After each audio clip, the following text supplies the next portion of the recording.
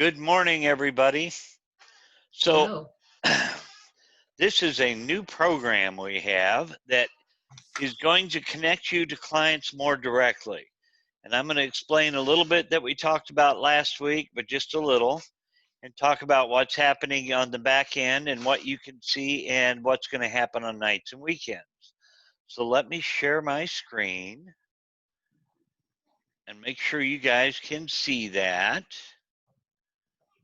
And you can see my screen, yes? Yes. Yes, okay. So what Dotsignal does, it takes all of our agents and their cell phone numbers and puts them in a program. And then it connects up to BHG Corporate. And at BHG Corporate, all of our listings go in about every 3 to 4 hours. And it lines your listings up with you as the agent. And then it makes this information accessible by the public. And I'm going to talk about how you get to see what happens in the back end. And I'm going to talk about what's going to happen on nights and weekends. So the website that you go to is Dotsignal, Dotsignal. And here, I produced this so you guys could read it a little better. Dotsignal is the website. Your login information is your BetterKS email address. So mine is greg.fox@betterks.com. And your username is lowercase, your first name, and the numbers 1, 2, 3, just like it says here. Have you all got that? Sure. Okay. The reason you're having to log in is next month it's going to be single sign-on from inside the greenhouse where you click a button and you go right in. But I don't like to wait, number one, and number two, I want to make sure things work before I roll them out to everybody and break them. So I've had time to test this, and I already broke it, and then they fixed it again for us. So if you've all got that, and it'll be on the recording. So when you go to Dotsignal, you'll see a little box here that says login. Click on it, and a drop down comes down that confused the dickens out of me for a while because I'm getting old. And there's one that says real estate, one for lender, and one for on-point associations. We are real estate. We aren't a lender, and we aren't the association. So when we click it, it went ahead and logged me in because I left logged in, and I'm pretending to be Alita. But when you click it, if you would like me to log out and go back in, I'll put the information in, but I think you guys can figure out where it says username is your email address, password is your first name, not 1, 2, 3. I'm pretending to be Alita because I'm going to show you some things in here that Alita didn't know about, so she hadn't set it up, but none of you know about, so none of you have set it up. So this is our first lesson for this, number one. Number two, I'm going to tell you why it's important you set this thing up.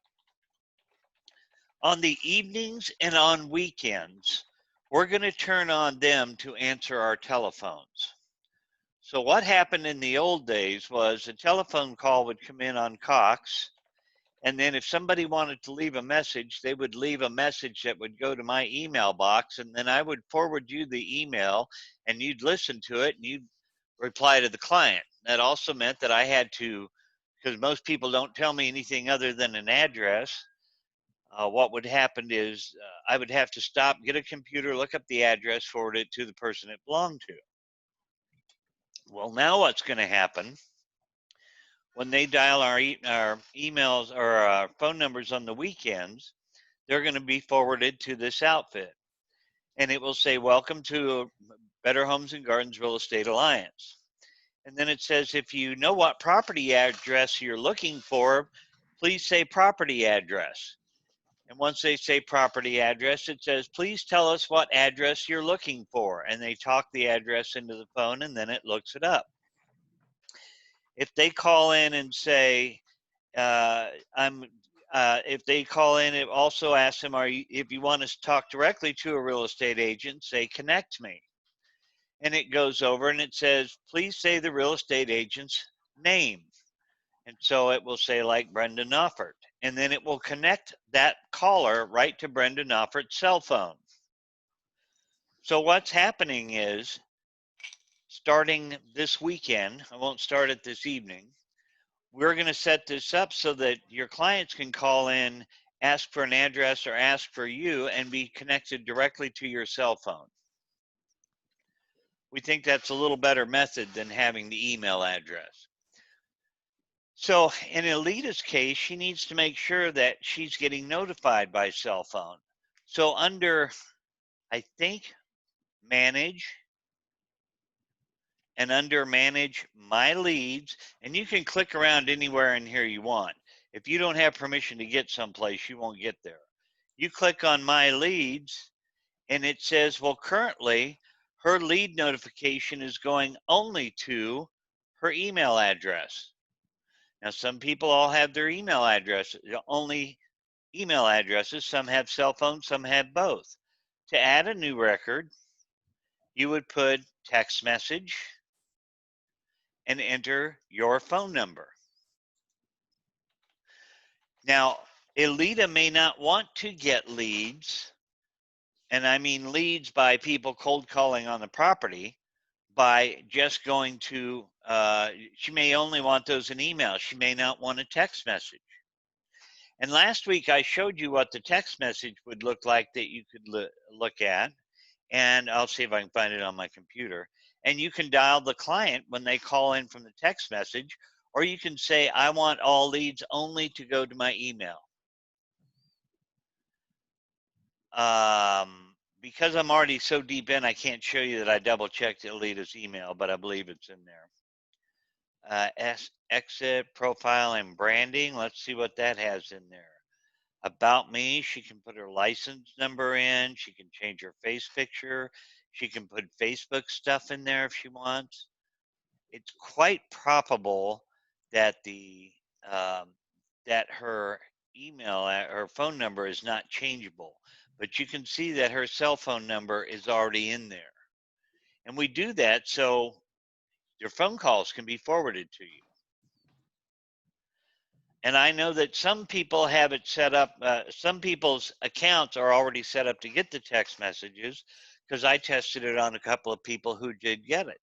So if I were going to change and add Alita into the text message, I'd go back to, oh yeah, I know. Oops, I clicked on something I didn't want to click on.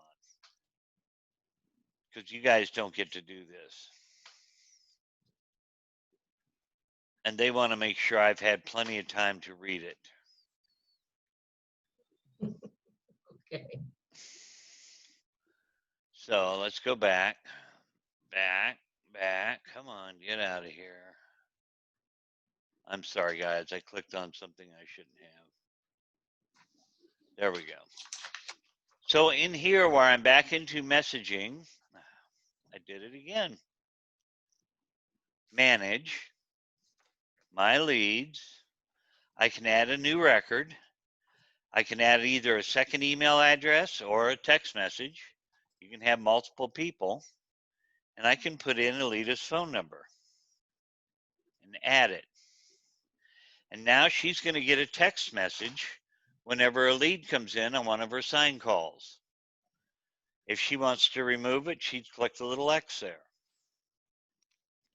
So back to Alita's dashboard. On the front, it's got some welcome videos so you guys can watch for it. You are all covered under our plan, so there's nothing to see here. And you can see that Alita so far has had 3 sign calls. The property that she received sign calls are on this one. And they all use the keyword alliance. So if we click on this now, it's going to say they use the keyword, and there's the phone number that called in to find out about the property. Which one are you on? Which tab? Oh, the main dashboard tab. Well, okay, I can't get there. Okay, exit messaging. There we go. Okay. Yeah, okay. So down at the bottom, leads by property, recent leads. Also, you see that the status is new. If she clicks on this, it asks her, do you want to add this to your CRM? You have a choice whenever you get a new lead to add them to your Zap profile. And if you do, click yes, and it's transferred over and you're done. It's already into Zap. And look, it's got a name, Kim Catron. Doesn't have an email address. So in a nutshell, the simplicity of this is if the phone rings on the weekend, answer it and it captures and you get to know who called you and talk to a client who's looking for you. If they send a text message out for a property, they get back a really nice, and that was on the last video I showed you, they get a nice little single property website that they can look at all the pictures of the home, has a description of the home, and they can click directions or click on a button to call you and ask you about getting in to see the home. Now, I know that we have just barely rolled out the signs, and all of you can come in and pick up the sign writers now and put them on any signs that you have out, and we'll start installing them on the signs in office as soon as I'm allowed to be in office again. And on the weekends, hopefully, we see a lot of people on the weekends who see a sign writer and then call the office number, either because there aren't writers or their comfort level or whatever. Hopefully, we'll start generating some sign calls that you guys will get on the weekends that ask you about your property. And rather than waiting for email to be sent, you'll get somebody on the phone right then asking you about it. And that speed of response is going to hopefully get you a buyer a little quicker. If you'd like to look at any of the other this stuff, I'm going to tell you that most of it we don't need to worry about right now.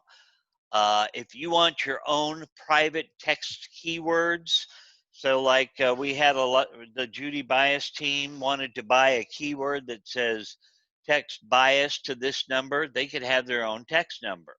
That costs money. Everything costs money, of course. You can buy private phone numbers. I'm not even sure what a home kit is, and I don't want to get into those things yet. And we bought the sign writers already. Prospects. These are the original Dotsignal leads that she has received for that person on that property. And it was more or less just a test we were doing. And reports you can start seeing about call details, whether it was answered, how many, just some information.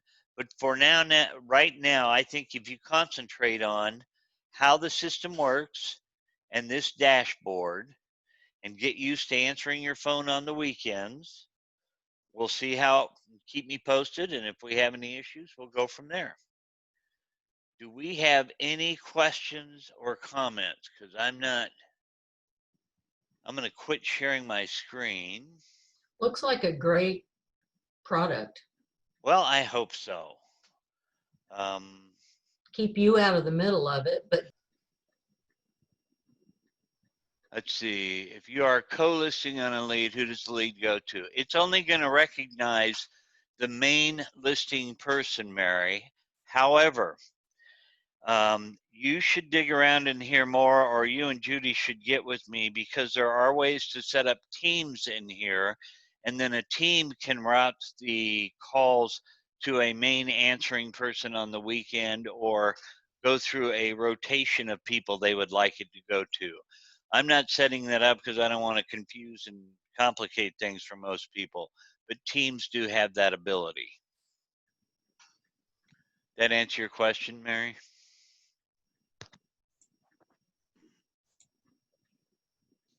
I will assume so. Yes, thank you. Okay, I haven't seen Erica's question yet.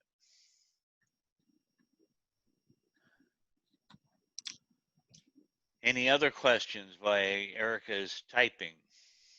where would I type if I wanted to? Where would you type a question? You have to look for the chat box. Down at the bottom is a little thing that says chat. If I put Uh, a sign in the yard late at night and someone happens to text before I think when they cannot find the listing, it goes to a general office phone number. Um, and I have not set up that general office phone number yet, which is why we haven't gotten to. What we're going to do is one of the choices is operator. And then the operator will go to me or Kim or Dee Dee or a combination of the three of us. But late at night is figurative too. I think Dash pulls the program no less than every 4 hours. So it is possible for you to put a sign in the yard and put it in the MLS, and 4 hours later it would be active.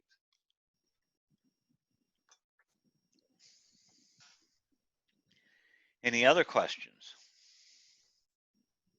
They don't fit flat at the bottom? Ugh. I guess I'll be trying that out next.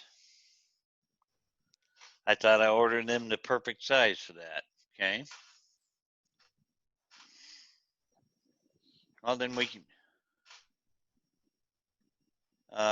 There's always a way to skin a cat. Put it on the other side of the sign and let it sit outside of the sign frame. Okay. Any other questions?